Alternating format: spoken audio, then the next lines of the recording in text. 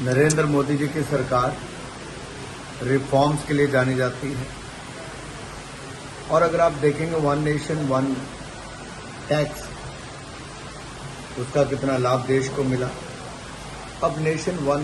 One nation one election इसके ऊपर जो ज्वाइंट पार्लियामेंट्री कमेटी है वो विभिन्न राज्यों में जाकर वहाँ के जनप्रतिनिधियों से, पॉलिटिकल पार्टी से, वहाँ के ब्यूरोक्रेट से, वहाँ की अन्य संस्थाओं से, चाहे वो लॉयर्स हों या जुडिशियल फर्टिलिटी सिस्टम से जो जुड़े हुए लोग हैं या फिर अलग अलग संस्थाएं जो इंस्टीट्यूशंस हैं, पब्लिक सेक्टर बॉडीज हैं, बैंक्स हैं, इनसे पूछना चाहते हैं कि आखिरकार वन नेशन वन इलेक्शन अगर हो तो उसका लाभ क्या है।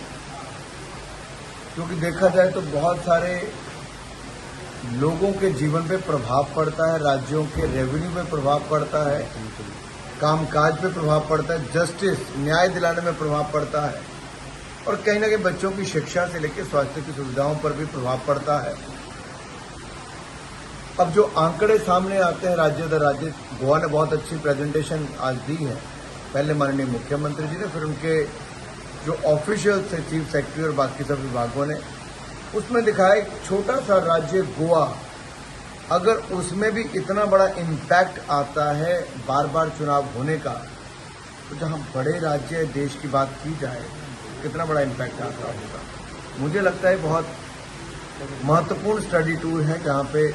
जमीन से जानकारी भी मिल रही है और कमेटी को रिपोर्ट बनाने में फायदा मिलेगा। तो सर कितना स्टेट लोग ऐसा अभी तो गोवा के बाद इसके बाद उत्तर प्रदेश के लखनऊ में इस कमेटी को जाना है और वहां पर भी सभी राजनीतिक दल, वहां की सत्ताधारी, विपक्ष के नेता, मुख्यमंत्री और अन्य विभागों के जो अधिकारी हैं उनसे मिलना भी होगा। प्राइवेट सेक्टर के इंस्टीट्यूशन से लेके पब्लिक सेक्टर एंटरप्राइज, उनसे भी मुलाकात होगी।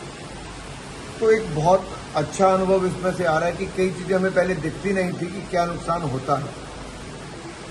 जो एक तरह से डायरेक्ट इम्पैक्ट नहीं था लेकिन इनडायरेक्ट बहुत बड़ा इम्पैक्ट आता है। अब जब उसका आंकलन जब कमेटी की फाइनल रिपोर्ट में होगा तो आप सब लोगों को बहुत बड़ा आश्चर्य होगा कि ये कितना बड़ा लाभ वन नेशन वन इलेक्शन से देश को हो सकता है। It could be A game changing law for the country. One nation one election के ऊपर अपोजिशंस भी सवाल उठा रहे हैं, उनको नहीं चाहिए वन नेशन। मुझे लगता है अगर राष्ट्र हित में देखेंगे तो बहुत बड़ा निर्णय है, व्यक्तिगत और पार्टी हित से ऊपर उठकर। आज भारत के पास अवसर है कि दुनिया भर के देश भारत की ओर उम्मीद के साथ देख रहे हैं, तो हम जितने इफेक्टिवनेस अपनी वर्किंग में लाएंगे, इन्वेस्टमेंट जितनी ज्यादा लाएंगे, उतनी ज्यादा यहाँ पर एम्प्लॉयमेंट यानी कि रोजगार स्वरोजगार के अवसर खड़े होंगे और जितना कम समय हम चुनावों में लगाएंगे उतना ही ज्यादा न्याय और सुविधाएं हम जनता को दे पाएंगे। अभी देखा है सर, हम लोगों ने ये गोवा का पार्टी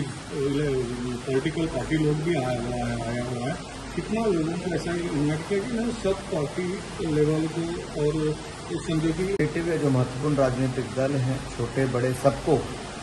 यहाँ पर बुलाने का प्रयास किया जाता है। कईयों से लिखित रूप में, कईयों को फिजिकली आके भी अपने बात रखते हैं, प्रेजेंटेशन देते हैं। लोकतंत्र में हर किसी को अपनी बात रखने का अधिकार है, यही हमारी डेमोक्रेसी की सबसे बड़ी ताकत है,